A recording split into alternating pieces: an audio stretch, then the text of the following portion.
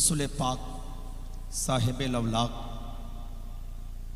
रसूल पाक आमार इरशाद करছেন এই উম্মতি তোমরা তোমাদের সন্তানকে তিন বস্তু শিক্ষা দাও।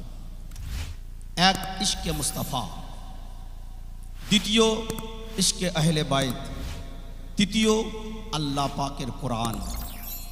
এই তিন বস্তু যদি শিক্ষা দাও তিন বিষয়ে, তুমিও কামিয়াব, তোমার ছেলে কামিয়াব, তোমার পরিবার কামিয়াব। বলুন সুবহানাল্লাহ। আপনি ইসলাম ধর্মে আছেন তো আপনার জীবন ব্যবস্থার জন্য আল্লাহ আমাকে আপনার জন্য আল্লাহ কোরআন পাক দিয়েছেন। কি দিয়েছেন? কোরআন দিয়েছেন। আপনি চলবেন আপনার মনমর্জি মতন নয়। আপনি মুসলমানের ঘরে জন্ম নিয়েছেন, আপনার জন্য চলাটা সুন্নতে রসুলের মতন হয়। আপনার জবান থেকে কথাটা যে বেরোবে সুন্নতে রসুলের মতন যেন হয়। আজকে আমাদের ঘরের ছেলেরা কেমন করে চুল কাটছে, আজকে আমার ঘরের ছেলেরা সুন্নতে লেবাস পোশাক নেই। আজকে বলেন তো রসুল কি বললেন? তোমরা তোমাদের সন্তানকে তিন বিষয়ে শিক্ষা দাও। আল্লাহু আকবার, আল্লাহু আকবার। রসুলে মুআজ্জম সাল্লাল্লাহু আলাইহি ওয়াসাল্লামার একটা ইশকে মুস্তাফার শিক্ষা আপনাদেরকে দিই যে কাল আল্লাহু আকবার 1450 বছর আগে মদিনাতুল মুনাওয়ারা শরীফে নবী যখন মক্কা থেকে মদিনাতে হিজরত করেছিলেন, মদিনাতে মুসলমানরা বাস করত, মদিনাতে ইহুদি বাস করত, মদিনাতে মজুসি বাস করত, মদিনাতে খ্রিস্টান বাস করত, মদিনাতে আল্লাহু আকবার কত রকম জাতি ধর্ম বাস করত। মদিনা শরীফে আমারও আপনার নবী শামসুদ্দোহা, বদরুদ্দোজা, কাইফুল ওয়ারা, মুস্তাফা জানে রহমাত সাল্লাল্লাহু তাআলা আলাইহি ওয়াসাল্লাম যখন বাবুস সালামে দরজা দিয়ে বেরোচ্ছেন, বর্তমানে মদিনার মসজিদে আল্লাহু আকবার 365টা গেট আছে। কটা গেট আছে? 365টা গেট আছে। এক নম্বর গেটের নাম হচ্ছে বাবুস সালাম। যেদিকে ঢুকে আমারও আপনার রসুলের রওজা পাবেন, বাঁ দিকে রওজা পেয়ে যাবেন, নবীকে সালাম দেওয়া হয়। আল্লাহু আকবার। নবী এইরকম সময়ে একদিন সকাল বেলায় সূর্যের আলো ঝিকমিকি দিয়েছে, আমার রসুল আমার নুরানি নূর বদন নিয়ে রসুলে মুআজ্জম সাল্লাল্লাহু আলাইহি ওয়াসাল্লাম হুজরা মুবারক থেকে বেরিয়ে এসেছেন। বেরিয়ে আসার পরে আল্লাহু আকবার এক ইহুদি বাচ্চা আর ইহুদি বাপ বেটা মিলে বাজারে যাচ্ছে। এহেন সময়ে রসুলে পাকের জুলফে মুবারক, এত সুন্দর চেহারা, নবীর চোখ এত সুন্দর, নবীর ভুরু এত সুন্দর, নবীর নাক এত সুন্দর, নবীর কপাল এত সুন্দর, নবীর চেহারা এত সুন্দর, নবীর হাত এত সুন্দর, নবীর বদন এত সুন্দর। এহেন সময়ে ইহুদির বাচ্চা 4-5 বছরের ছেলে মুস্তাফা জানে করিমের দিকে তাকিয়ে আছে। এইরকম সুন্দর চেহারা মদিনার বস্তিতে কাউকে দেখিনি, এত সুন্দর চেহারা মদিনার বস্তিতে কাউকে দেখিনি, এত নুরানি সুরাত মদিনার বস্তিতে কাউকে দেখিনি। তাকিয়ে আছে, তাকিয়ে আছে। বাপের হাত ছেড়ে দিয়েছে, বাপ বাজারে চলে গিয়েছে। বাজারে যাওয়ার পরে আল্লাহু আকবার বেটাকে খুঁজছে। একবার ডান দিকে তাকায়, একবার বাঁ দিকে তাকায়, একবার সামনে তাকায়, একবার পেছনে তাকায়, বেটাকে দেখতে পাচ্ছে না। এহেন সময়ে বাপ বেটাকে খুঁজতে খুঁজতে চলে আসতেছে মদিনার মসজিদে নববীর পাশে। সেই বাচ্চা তাকিয়ে আছে মুস্তাফা করিমের দিকে, এক দৃষ্টি তাকিয়ে আছে। বাপ এসে বলতেছে, বেটা তুমি এখানে কি করতেছো? বলছে, আব্বা জান শুনেন শুনেন, ওই ব্যক্তিটাকে বলছে মুসলমানদের নবী, ওই ব্যক্তিটা আমাদের কোনো ব্যক্তি নয়। সেই বাচ্চা বলতেছে যে বাবা আমাদের ওদের বুঝি না, তার চেহারা এত সুন্দর, তার চেহারা এত সুন্দর, তার হাত এত সুন্দর, তার জবান এত সুন্দর, তার ঠোঁট এত সুন্দর, আল্লাহু আকবার তার নুরানি বদন এত সুন্দর। বাবা সেই বান্দাকে আমি একবার স্পর্শ করতে চাই, একবার ছুঁতে চাই। বাপ বলতেছে, বেটা ও মুসলমানদের নবী আমাদের ধর্মের দুশ্মন, আমাদের ধর্মের মজহাবের দুশ্মন আছে, চল বেটা বাড়ি চল। বেটাকে টানতে টানতে বাপ ইহুদি বাড়িতে নিয়ে চলে গেল। আল্লাহু আকবার। কিন্তু সেই বেটার মনে মনে একটাই শব্দ, ইয়া মুহাম্মদ, ইয়া মুহাম্মদ, ইয়া মুহাম্মদ শব্দ করে ডাকতেছে। এহেন সময়ে বাপ বাড়িতে নিয়ে যাওয়ার পরে মা বলতেছে, কি হলো? বেটাকে এত আদর করো, বেটাকে এত মোহাব্বত করো, আজকে বেটাকে এত করছো, কেন জুলুম করতেছো? বাপ তখন তার মাকে বলতেছে, এই বেটাটা মুসলমানদের নবী মুহাম্মদ ইবনে আব্দুল্লাহকে দেখে নাকি বলছে আমি তাকে ভালোবেসে নিয়েছি। মা বলছে ছোট ছেলে, সে কিছু বোঝে না। তো মা বেটার কাছে গিয়ে বলছে যে বেটা ও আমাদের লোক নয়। বলছে মা আমি বাচ্চা ছেলে, আমার 4-5 বছর বয়সে এই রকম হাসিন ও জামিল চেহারা আমি মদিনার বুকে দ্বিতীয় কাউকে দেখিনি, এইরকম দ্বিতীয় কাউকে দেখেনি। মা বলছে বেটা পানি পান করে লে। বেটা বলছে ইয়া মুহাম্মদ, মা মুহাম্মদকে দিদার করিয়ে দাও। মা বলছে বেটা খাবার খেয়ে নে। বেটা বলছে মা মুহাম্মদকে আমাকে দিদার করিয়ে দাও। বাপ টেনে নিয়ে বাড়িতে ভরে দিল, দরজা লাগিয়ে দিল। বেটা ইয়া মুহাম্মদ চিৎকার করতেছে। বেটা কিন্তু আল্লাহু আকবার সেই রসুলের জন্য ইশকে মুহাব্বতে পড়ে গিয়েছে। ইশক কাকে বলে, মুহাব্বত কাকে বলে? আল্লাহু আকবার। আমরা তাবিদার রসুলকে ভালোবাসি, কিন্তু রসুলের पैगाम ভালোবাসি না। আমরা রসুলকে ভালোবাসি, রসুলের সিরাতকে ভালোবাসি না। আমরা রসুলকে ভালোবাসি, রসুলের আখলাককে ভালোবাসি না। এই সুন্নি নওজওয়ানো, এই উর্শে কাদরিতে আনে वालो, आशिके रसूल তোমরা শুনে নাও। সে ইশকে রসুলের শোনো, ইশকে রসুলের पैगाम শোনো। 4-5 বছরের ছেলে খালি ইয়া মুহাম্মদ। একদিন হয়ে গেল না খাবার না পানি, সারাটা দিন উপবাস থেকে গেল। মা দরজাটা খুলে, মায়ের মমতা জেগে উঠেছে, মায়ের প্রেম জেগে উঠেছে। মা দৌড়ে গিয়েছে, দরজাটা খুলেছে। বেটা একবার পানি পান করে নাও, একবার খাবার খেয়ে নাও। বেটা বলতেছে না মা, মুহাম্মদ মুস্তাফাকে না দেখা অবধি আমি পানি খাবো না, না দেখা অবধি আমি খাবার খাবো না। আবার দরজা লাগিয়ে দিল। হাকিমকে ডেকে আনা হলো। কোনো ডাক্তার, কোনো কবিরাজ তাকে খাওয়াতে পারছে না। 3 দিন এভাবে চলে গেল। বাচ্চা বিছানায় লুকিয়ে গিয়েছে, বিছানায় পড়ে গিয়েছে।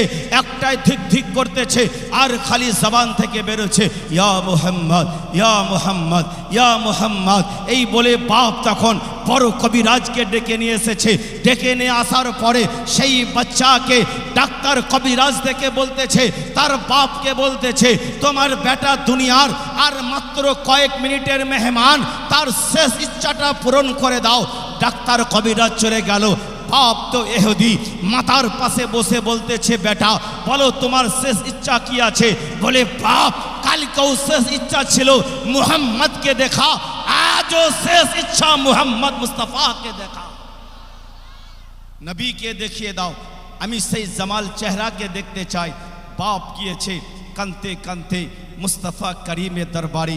তখন তো মসজিদে নববী শরীফ তো এত ঘেরাফেরা ছিল না। দায়রে বাইরে দাঁড়িয়ে খুরমা পাতার ছাওয়ানি মসজিদ, বড় বড় পাথর দিয়ে তৈরি। বাপ ইহুদি মসজিদের বাইরে দাঁড়িয়ে আছে।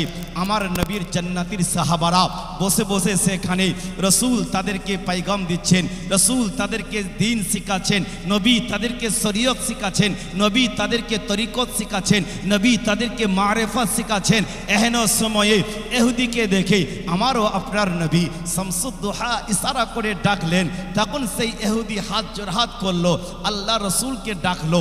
নবী শামসুদ্দোহা নুরানি নূর কদম নিয়ে এসে পৌঁছালেন। তুমি কিছু বলছিলে? বলে আমি ইহুদি, 3 দিন আগে এই রাস্তা দিয়ে পেরিয়ে যাচ্ছিলাম, আপনি এখানে দাঁড়িয়েছিলেন। আমার বেটা 4-5 বছরের ছেলে আপনাকে দেখে পাগল হয়ে গিয়েছে, আপনার প্রেমে পড়ে গিয়েছে, আপনার ইশকেতে নিজেকে জ্বালিয়ে দিয়েছে, আপনার মোহাব্বতে নিজেকে বিলীন করে দিয়েছে। 3 দিন ধরে খাইনি, 3 দিন ধরে পানি পান করেনি, মা ডাকেনি, বাপ ডাকেনি, ভাই ডাকেনি, বহিন ডাকেনি, কিছুই নাই। খালি একটা শব্দ জবান থেকে ইয়া মুহাম্মদ, ইয়া মুহাম্মদ, ইয়া মুহাম্মদ এই বলে চিৎকার করতেছে। আপনি একবার চলেন, আমার বেটার শেষ ইচ্ছা আমি পূরণ করতে চাই। একবার আপনি চলেন। আমারও আপনার নবী, দয়ার নবী, মায়ার নবী, শামসুদ্দোহা, বদরুদ্দোজা, নবী মুস্তাফা, জানে রহমত সাল্লাল্লাহু আলাইহি ওয়াসাল্লাম নুরানি নূর কাফেলা নিয়ে সেই ইহুদির বাড়িতে পৌঁছালেন। নবী মুস্তাফা দরজাটা যেমন খুলেছেন, রসুলের পাকের আগমনে সেই বাচ্চা 3 দিন থেকে উঠতে পারে নাই। নবীকে দেখার পরে বাচ্চা ইয়া মুহাম্মদ বলে লাফিয়ে উঠেছে। ইয়া মুহাম্মদ বলে লাফিয়ে উঠেছে। রাসূল তাকে শোয়ালেন, বলে শোনো তুমি শুয়েছে। মা দেখছে, দাদা দেখছে, দাদি দেখছে, নানা দেখছে, নানি দেখছে, বোন দেখছে, ভাই দেখছে, পাড়া প্রতিবেশী দেখছে, আত্মীয় স্বজন দেখতেছে। রাসূল তার শরীরে আল্লাহু আকবার হাত বোলাচ্ছেন। কোন হাত? কোরআন বলতেছে ইয়াদুল্লাহ ফাওকা আইদিহিম, যে গাছের তলাতে হুদাইবিয়ার সন্ধির সময় নবী সাহাবায়ে রাসূলকে বায়াত করাতে ছিলেন। আল্লাহ পাক আরশের মালিক আল্লাহ, জমিনের মালিক আল্লাহ, লৌহ কলমের মালিক আল্লাহ, तमाम कायनातेर मालिक अल्लाह बोलतेছেন मुस्तफा যে হাত ধরাতে আসহাবে রাসূল কে আপনি বায়াত করাতে ছিলেন ও হাতটা আপনার নয়, ওটা আল্লাহ পাকের হাত ছিল। ওই হাত নবী বুলাচ্ছেন ইহুদির বাচ্চার মাথাতে ইয়া মুহাম্মদ হাসছে মুস্কুরাচ্ছে। নবী মুস্তফা বলছেন আমাকে ভালোবাসো ইয়া রাসূলুল্লাহ, নিজের বাপের থেকে বেশি ভালোবাসি।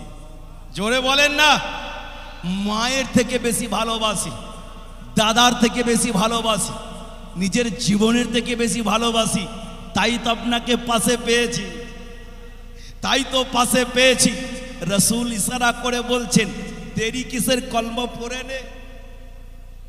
জোরে বলেন, কলমা দেরি কিসে, কলমা পড়ে নে।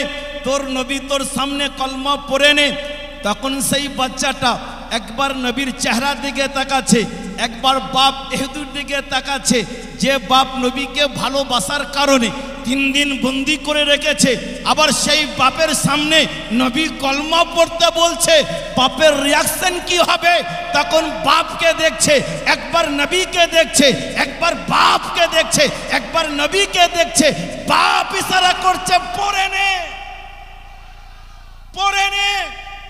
जहां বলেছে বেটা উঠে পড়েছে লা ইলাহা ইল্লাল্লাহু মুহাম্মাদুর রাসূলুল্লাহ সাল্লাল্লাহু আলাইহি ওয়াসাল্লাম কলমা পড়ে নিয়েছে। নবী মুস্তাফা নিজের চাদর মোবারক দিয়ে চোখের আঁসু মোবারক মুছতে বাইরে বেরিয়ে এলেন। বেরিয়ে আসার পরে আল্লাহু আকবার, নবী যখন মদিনার মসজিদে নববীতে যাচ্ছেন, সাহাবারা বলছে ইয়া রাসূলুল্লাহ আপনার চোখের মধ্যে কেন পানি, আপনি কেন কাঁদছেন? বললে আমার নান্না সাহাবীটা আর কিছুক্ষণের মধ্যে ইন্তেকাল করে যাবে। আল্লাহু আকবার। রাসূল পাক সাল্লাল্লাহু আলাইহি ওয়াসাল্লাম গিয়ে বসেছেন মদিনার মসজিদে। বসে যাওয়ার পরে কিছুক্ষণের মধ্যে খবর আসলো ইয়া মুহাম্মদ বিন আব্দুল্লাহ, আপনার সাহাবী আমার বেটা ইন্তেকাল করেছে। নবী বললেন ইন্না লিল্লাহি ওয়া ইন্না ইলাইহি রাজিউন। রাসূল পাককে বললেন হুজুর আমার ছেলেটা মুসলমান হয়ে গিয়েছে, আমি তো ইহুদি, আমার ধর্ম আলাদা, আপনার ধর্ম আলাদা। আমি চাই দুনিয়ার সন্তানের লাশ উঠে বাপের বাড়ি থেকে, আজকে লাশ উঠবে নবী আপনার বাড়ি থেকে। বলুন সুবহানাল্লাহ। হুজুর আপনি চলেন। নবীজি আমার গেলেন, রসুল পাক আমার গেলেন, সেই নন্না আশিকে রসুলকে কোলে করে নিয়ে আসলেন, আম্মা জান আয়েশার হুজরাতে রাখলেন, নিজ হাতে গোসল দিলেন। গোসল দেওয়ার পর কাফনালেন। কাফনানোর পরে সেই সাহাবি রসুল নন্না আশিকে রসুলকে নিয়ে নবী আমার জান্নাতুল বাকিতে নিয়ে গেলেন। জানাজা নামাজ পড়ালেন, নবী পড়াচ্ছেন। আল্লাহু আকবার। সে কত খুশনসিব আছে, নবী জানাজা পড়াচ্ছেন। জানাজা পড়ানোর পরে আমারও আপনার নবী শামসুদ্দোহা বদরুদ্দোজা বলতেছেন শোনো সাহাবীরা তোমরা দাঁড়িয়ে যাও, আমি এই আশিকে রসুলের কবরে আমি নবী মুস্তাফা স্বয়ং নামব। কত বড় খুশনসিব। নবীজি তার কবরে নামলেন। কবরে নামার পরে নবী তার কাফনের বাঁধনগুলো খুললেন। কেবলামুখী শোয়ানো আছে, মুখের বাঁধনটা খুলেন। নবী মুস্তাফার শরীর থেকে পাসিনা টপ টপ টপ টপ করে সে আশিকে রসুলের কাফনের মুবারকের মধ্যে পড়তেছে। আহা